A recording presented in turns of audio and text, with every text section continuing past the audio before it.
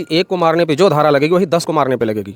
तो हम लोग दहशत में हैं कि बेटा तो मेरा चला ही गया, मुझे कुछ हो जाता है तो मेरी बच्चियां कहाँ जाएंगी। इससे बड़ा दुख कुछ नहीं होता। अब तो दे ही चुका हूँ, लेकिन मुझे और कोई परेशानी ना हो, मेरी बच्चियां अनाथ ना हो जाएं, इसलिए मुझे डर है कि ये लोग आपराधिक प्रवृत्ति के थे और हैं, अभी भी बाहर हैं। ये दोनों लोग, ये लोग इतनी बदमाशी करते थे, गांव वाले मिल के मारते थे इन लोगों को, तो हम हॉस्पिटल खाना इनको पहुंचाते थे। इनको आप खाना देते थे जिनवा के बेटे को? हाँ, पूरा मोहल्ला इनको दौड़ा के मारता था। हम इकलौते इंसान थे, हम इनको खाना पहुंचाते थे। मतलब नमक का भी हक अदा नहीं किया इन लोगों ने। एक्सीडेंट लाल मोहन का हुआ था, एक हफ्ते लेके उसको हॉस्पिटल में रहा हूँ, गाँव का कोई नहीं गया था। नमस्कार, आपके साथ मैं हूं आदित्य कुमार। मैं अनुराग यादव के घर पे हूं, उसी अनुराग यादव के घर पे हूं जो ताइक्वांडो खिलाड़ी था, जिसकी गर्दन को उसके धड़ से अलग कर दिया जाता है। उन्हीं के पिता के पास बैठा हूं। बहुत भावुक क्षण है, लेकिन आज जो मैं गंभीर बात करने वाला हूं वो ज़्यादा ज़रूरी है, उसको आप ध्यान से सुनिएगा।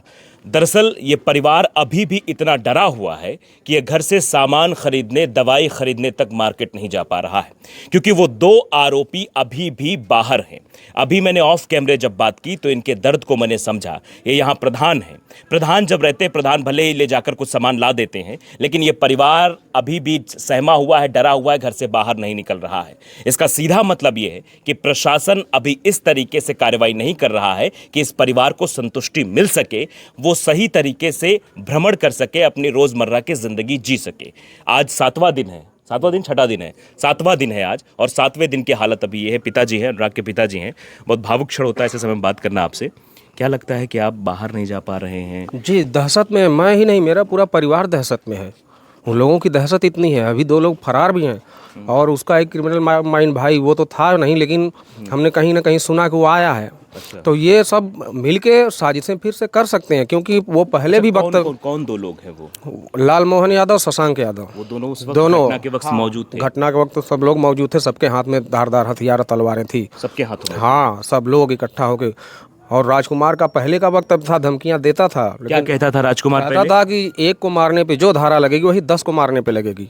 तो हम लोग दहशत में हैं कि बेटा तो मेरा चला ही गया, मुझे कुछ हो जाता है तो मेरी बच्चियां कहाँ जाएंगी। मुझे दहशत है, आज तक गिरफ्तारी नहीं हो सकी उन लोगों की। आज तक आप घर से बाहर नहीं निकले हैं, घर पे हैं, अगल बगल। आज मंगलवार है, 7वां दिन है, और अगल बगल के लोगों से मैं सामान मंगवा रहा हूँ। दवा के लिए अभी फ़ोन किया हूँ तो वो डॉक्टर थे, वो खुद आए हैं। मैं नहीं जा पा रहा हूँ, मुझे डर है। यहाँ के प्रशासन, पुलिस पे भरोसा नहीं है आपको? भरोसे की क्या बात करें, वो कहाँ चला गया। प्रशासन चाहता है तो बिल में से खोद के निकाल लेता है। अभी तक लाल मोहन और शशांक मिले नहीं हैं। अच्छा, एक दिन आप, अच्छा, राजकुमार कौन है ये? राजकुमार लालता यादव का छोटा भाई, वो कहीं 1 महीने पहले वो निकल गया था। ये लोग गाय भैंस अपना पहले 1 हफ्ते पहले बेचे हैं। अच्छा, घटना से 1 हफ्ता पहले बेच दिए थे? हाँ, 1 हफ्ता पहले गाय भैंस सब बेच दिए थे। मैं भी चला गया था कमाने के सिलसिले में, रोजी रोटी के चक्कर में। आप कहाँ गए थे? कलकत्ता गए थे। और मुझे गए हुए 12-13 दिन ही हुआ था। आपको जब पता लगा भैया बात नहीं आ रही थी यार, कैसा कैसे हो गया, हमने तो सब कुछ दे दिया था, मेरे साथ ऐसा क्यों हुआ। अच्छा, आपने सब दे दिया था कि पीछे पूरा जमीन जो है ना मेरी थी, किसी पूरे गांव में पूछिए मेरी थी। मैं उधर उसको दे के इधर इस साइड दरवाजा करके घर बनवाया कि मैं रहता नहीं हूँ घर पे, कोई विवाद कभी ना हो और मेरे बच्चे को कोई तकलीफ ना, मेरा परिवार किसी परेशानी में न पड़े, ये सब सोच के मैंने सब कुछ छोड़ दिया। आज वो भी चला गया और भय अभी तक है, जब तक वो लोग गिरफ्तार नहीं हो जाते। वो तीनों लोग, राजकुमार और ये जी, राजकुमार से धमकियां मिल रही हैं, मैं उसके लिए कप्तान साहब को दूंगा। बाहर वो बोल रहा है क्या कुछ? जी, अभी भी बोल रहा है। भाई डायरेक्ट हमसे तो नहीं बोलेगा, लेकिन कहीं न कहीं से सूचना ये है कि आप परेशान मत होइए, सतर्क रहिए, बाहर मत निकलिए, घर पे रहिए, क्योंकि अभी दिक्कत है। क्या कह रहा है बाहर वो? वही कि अभी तो एक गया है। अच्छा, तो इस चीज़ का क्या मायने निकालेंगे आप? मतलब आप बताइए कि कितनी ये ऐसी बात है जिसका मैं आकलन किन शब्दों में करूं। अजय पाल शर्मा के बारे में बड़ी बात होती है कि दबंग आईपीएस अफसर हैं। अजय पाल शर्मा जहां जाते हैं वहां अपराधी खौफ खाते हैं, लेकिन अब अजय पाल शर्मा का खौफ क्या जौनपुर में खत्म हो गया है? क्या जौनपुर में पुलिस का इकबाल खत्म हो गया है? ये सवाल इसलिए है क्योंकि ये पीड़ित के पिता हैं, पीड़ित परिवार है ये। वही अनुराग यादव के पिता हैं जिस अनुराग यादव की गर्दन अलग कर दी जाती और ये इनकी आंखों में आंसू, इनकी आंखों में दहशत भी है, ये घर से नहीं निकल पा रहे हैं। तो रिश्तेदारी में आपकी बातचीत होती है किसी से? मैं किसी से फ़ोन पे बात नहीं हो रही, जो आ रहे हैं मिल रहे हैं, मैं फ़ोन पे किसी से बात नहीं कर रहा हूँ। आप मीडिया से भी अभी तक नहीं बात कर रहे थे? कुछ नहीं बोला हूँ मैं, क्या बोलूँ? शब्द है मेरे पास? है कोई शब्द? क्या बोलूँगा मैं? पिता के लिए सबसे बड़ा दुख यही होता है कि जवान बेटे की लाश को कंधा देना, इससे बड़ा दुख कुछ नहीं होता है। अब तो वो दे ही चुका हूँ, लेकिन मुझे और कोई परेशानी ना हो, मेरी बच्चियाँ अनाथ ना हो जाएं, इसलिए मुझे डर है कि ये लोग आपराधिक प्रवृत्ति के थे और हैं, अभी भी बाहर हैं। ये दोनों लोग बाहर हैं और जो धमकियां देता था वो मौके पे था नहीं। हमको कोई साजिश नहीं रचनी है किसी के खिलाफ, वो मौके पे था नहीं, हमने उसका नाम नहीं लिया कि यार हाँ तो वो नहीं है, लेकिन अब आया है तो अब ये कहानियां मिल रही हैं। तो आप इसकी शिकायत करेंगे जाकर? जी, कल हम कप्तान साहब से कहेंगे जी इस चीज़ को, और हमने पहले भी कप्तान साहब से कहा था तो उन्होंने कहा था कि ठीक है आप लिख के दे दीजिएगा। तो आज तो नहीं मिले, कल जाएंगे, हम मिलेंगे उनसे। अच्छा, हमने देखा है वो फोटोज़ देखी उन अपराधियों की, रमेश की, उसके भाई राजेश की, किसी के माथे पर एक सिकन नहीं दिखाई दे रही परवाह नहीं है कि मतलब इतना बड़ा कांड कर दिया जिससे पूरा देश आज जो है उनको गालियां दे रहा है। उन लोगों को कोई सिकन नहीं, क्योंकि उन्होंने प्लान करके रखा था कि हमको ऐसा करना है, तो सिकन किस चीज़ की होगी?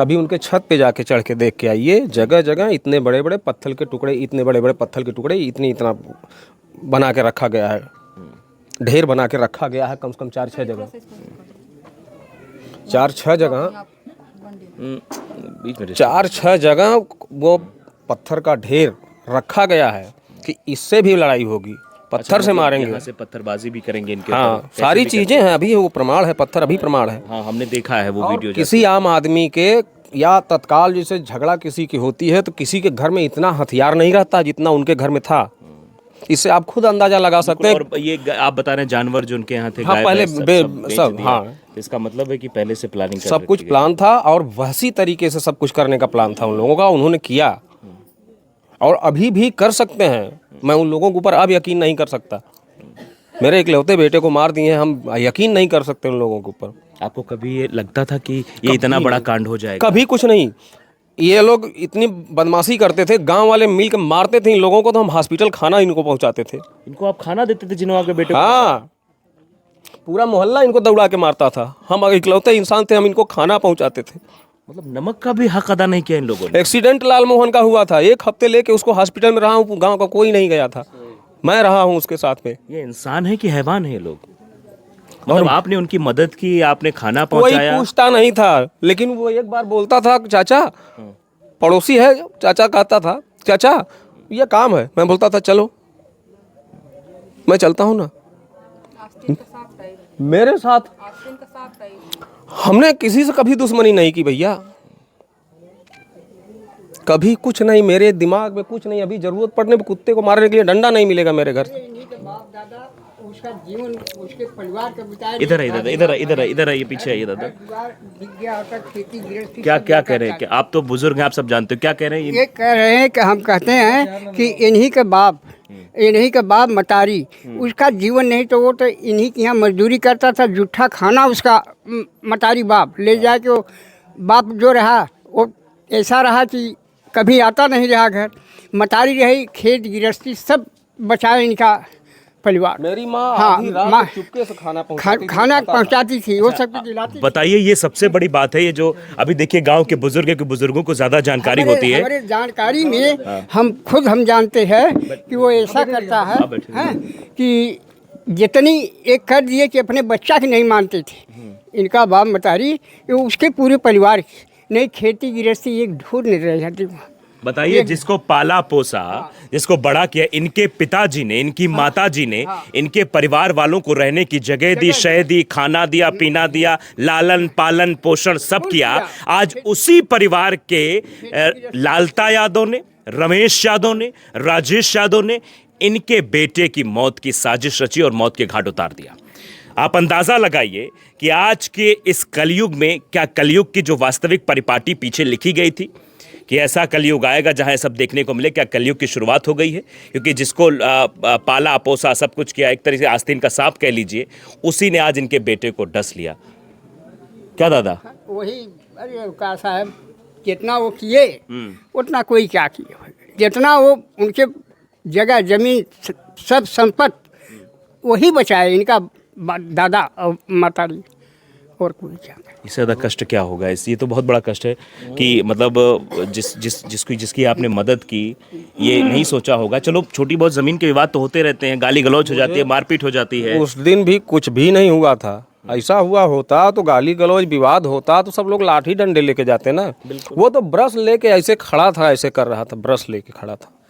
मैं था नहीं, लेकिन लोगों ने बताया मेरे आने के बाद। उसकी बहन और माँ साथ में थी, ऐसे काट के छटका दिया गया गला।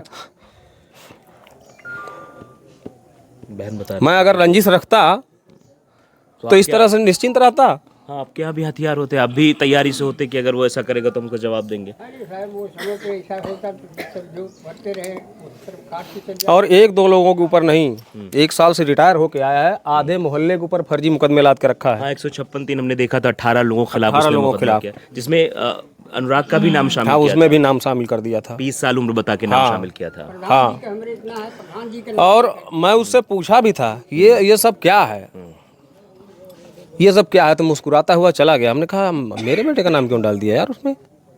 तो मुस्कुराते हुए चला गया, कहा अरे चाचा वो जाए दो, कोनो बात ना हो, वैसे वो निकाल दे। ऐसे निकाल दिया।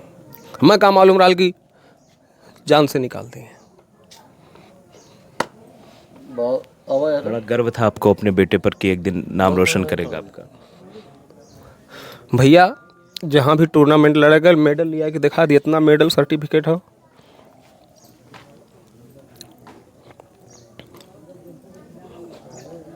एक कर हाल हमेशा ओके यह समझाई कि भैया तू अपने कैरियर पर ध्यान दे, दुनियादार से काम रखो। हमारे खिलाफ भी दिया था मुकदमा, उन्हीं के काम। हमारे यहाँ पर हाँ। 8 दिन प्रधान जी बैठ के, वो जो छरजवाली है वहाँ पर 8 दिन प्रधान जी बैठे, मतलब हमारे मोहल्ले के भी सब साथ दिए और नहीं मतलब ये बने। प्रधान सबके साथ खड़े रहे। अब भाई बहुत किए, जितना प्रधान जी किए इतना प्रधान लोग रहे वो कोई नहीं किया, जितना ये काम किए। बैठ के हमारी छरजवाली में 230 फीट लंबी, 230 फीट लंबी, 7 फीट। और सच बोलने की वजह से इनके सच ऊपर बोल मुकदमा डाला था वो। सच अच्छा, बोलने सच बोलने के लिए मुकदमा कर दिया।